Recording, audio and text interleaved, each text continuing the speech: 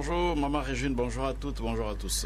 La Père, nous allons parler de la sagesse comme premier don de l'Esprit. Nous entamons aujourd'hui une série de catéchèses sur les dons de l'Esprit, don par don. La semaine passée, nous avons introduit de façon générale, en nous préparant à la fête de la Pentecôte, nous avions fait une introduction générale aux 7 dons de l'Esprit Saint. Et cette semaine, avec l'abbé Albert, que je salue en passant, nous allons passer au peigne fin chaque don. Aujourd'hui, nous commençons par la sagesse et demain, ce sera l'intelligence. Premier don de l'Esprit, la sagesse. Nous allons donc suivre l'enseignement sur la sagesse avec le Père Roger. Merci beaucoup, Maman Régine. Merci à vous tous qui êtes à l'écoute de la fréquence maternelle en ce moment. Et nous allons, comme j'ai annoncé tout à l'heure, essayer de méditer avec vous les dons de l'Esprit Saint, don par don. Et aujourd'hui, nous commençons par le don de la sagesse, qui est le premier don cité sur la liste que nous propose le prophète Isaïe au 11e chapitre de son livre, Isaïe 11, du 1er au 3e verset, où il cite le don de l'Esprit Saint. Et le premier don, c'est bien sûr la sagesse. Et nous voulons, à travers ces catéchèses, nous en tenir plus ou moins ce que le pape François nous a proposé aussi comme réflexion, comme méditation sur les dons de l'Esprit Saint il y a de cela quelques années. Donc le premier don, c'est le don de la sagesse. La fois passée, nous disions que la sagesse, c'est un don de la proximité avec Dieu. C'est sur ce point-là que la sagesse ressemble un peu à la piété. Mais la sagesse a comme particularité le fait de vouloir vraiment goûter à cette proximité.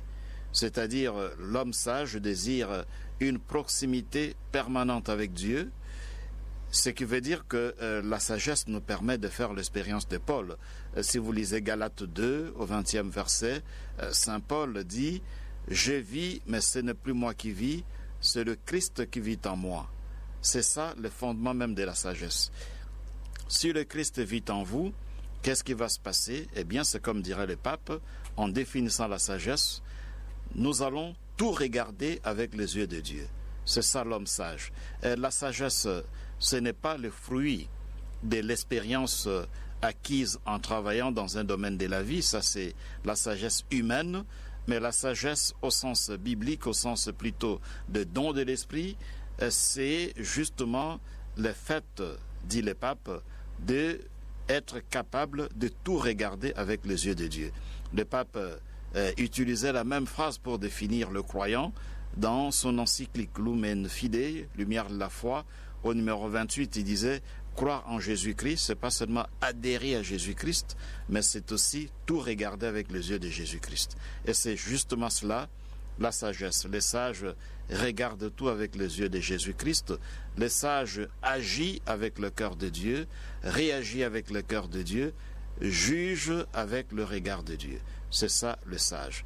Et ce n'est que la conséquence, comme nous l'avons dit, d'une vie vécue dans une proximité permanente avec le Seigneur, si bien qu'on fait l'expérience de Paul qui a dit en Galates 2:20, « Je vis, mais ce n'est plus moi qui vis, c'est le Christ qui vit en moi. » Ça, c'est vraiment le fondement biblique de la sagesse. Celui qui est en communion avec Dieu, eh bien, c'est pas lui qui va agir, c'est Dieu qui agit à travers lui. Il devient donc sage parce que il regarde tout avec les yeux de Dieu. Et qu'est-ce qui nous empêche souvent de regarder les autres, de regarder les situations avec les yeux de Dieu? C'est beaucoup de choses, chacun peut méditer. Parfois, c'est la rancune. Lorsque on a eu des problèmes avec quelqu'un, on ne s'est pas réconcilié, la rancune déforme notre regard. Ce qui fait que quand on regarde l'autre, quand on l'apprécie, on ne sait pas l'apprécier avec objectivité parce qu'on est guidé, on est orienté par la rancune qu'on entretient à l'égard de la personne, ou encore la haine. Quand on hait une personne, même s'il fait de bonnes choses, on ne sera pas en mesure de reconnaître le bien que la personne fait, parce que justement la haine déforme aussi notre regard et ça nous éloigne justement de la sagesse de Dieu, ou encore des points de vue partisans. Le tribalisme, le régionalisme nous empêchent de regarder les autres avec les yeux de Dieu. On les regarde avec des sentiments tribalistes, régionalistes, racistes, et c'est vraiment opposé à la sagesse de Dieu. Donc la sagesse comme don de l'Esprit Saint, c'est un défi pour nous aujourd'hui. Ça nous permet justement, l'homme sage, celui qui est sage, il apprécie les autres avec les yeux de Dieu, donc de façon vraiment objective, en essayant de se poser la question, et comment est-ce que Dieu l'apprécie? Je voudrais apprécier l'autre comme Dieu l'apprécie. Or, l'appréciation de Dieu, c'est toujours basé sur l'amour, sur la miséricorde, ou encore dans des réactions. Comment agir dans l'une ou l'autre situation? Le sage agit, dit le pape, avec le cœur de Dieu, il réagit aussi avec le cœur de Dieu, et donc devant tel problème, avant de réagir, avant d'agir, je me dis, qu'est-ce que Dieu ferait à ma place? Qu'est-ce que Jésus ferait à ma place? Et donc je vais agir en imitant Jésus, réagir en imitant Jésus, je vais porter mon jugement sur telle situation, sur tel événement en imitant Jésus, comme Jésus le ferait, ou comme Jésus l'aurait fait. C'est ça en fait la sagesse. Et le pape donne beaucoup d'exemples. Il dit par exemple que lorsqu'une maman se trouve devant des enfants qui sont récalcitrants, à un certain moment, il promet une punition à l'enfant, il veut même peut-être taper l'enfant. Après, il revient un peu à la raison, pour ne pas dire il revient à la sagesse. Elle s'est dit, bon, au lieu de punir, je vais parler avec les enfants. Il appelle les enfants et commence à leur prodiguer des conseils, et le pape dit, voilà, ça c'est la sagesse. Ou encore dans les couples, il y a des conflits. Vous êtes allé au lit peut-être dans des conflits, mésententes. On se réveille le matin, il y a l'un qui dit, bon écoutez, ce qui s'est passé hier s'est passé, maintenant recommençons la vie normalement dans la paix. C'est ça la sagesse, dit le pape. Alors, il y a un personnage biblique que j'apprécie beaucoup dans Acte 5, Gamaliel. Gamaliel, c'est un homme sage, parce qu'au moment où le christianisme commençait, alors que les apôtres de Jésus prêchaient la bonne nouvelle, annonçaient Jésus ressuscité, les pharisiens, les sadducéens, les autorités religieuses des Juifs étaient mécontents.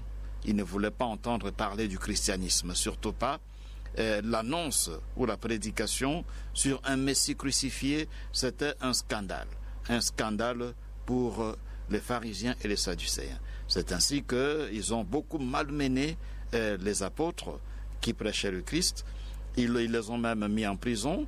À un certain moment, devant le Sanhédrin, c'est-à-dire devant les tribunaux des Juifs à l'époque, il y a un membre du Sanhédrin, un docteur de la loi, un pharisien, qui s'appelle Gamaliel. Alors lui, il jette sur les apôtres le regard de Dieu. Les autres, leur regard sur les apôtres est un regard partisan, parce qu'ils ne sont pas du groupe des pharisiens, ils ne sont pas parmi les sadducéens, et donc ils ne valent rien, il faut les malmener, il faut les mettre en prison, il faut les écraser, ils ne doivent pas parler de Jésus-Christ. Alors le sage, Gamaliel, prend la parole, et il nous montre comment est-ce qu'il faut regarder les autres, regarder les situations de la vie avec le regard de Dieu, avec les yeux de Dieu. Il dira alors, dans Acte 5, il dit, pourquoi nous sommes en train de nous battre pour le bloquer, pour le mettre en prison? Laissons-les. Si ça vient de Dieu, ça continuera. Et on ne peut rien contre ce que Dieu veut. Si ça ne vient pas de Dieu, eh bien ça va disparaître. Ça, c'est le sage. Le sage, c'est justement celui-là qui regarde tout avec les yeux de Dieu, qui se pose la question de savoir, devant telle situation, qu'est-ce que Dieu veut? Comment Dieu apprécie cela? Quel regard Dieu pose sur tel événement, sur telle situation? C'est ça, être sage.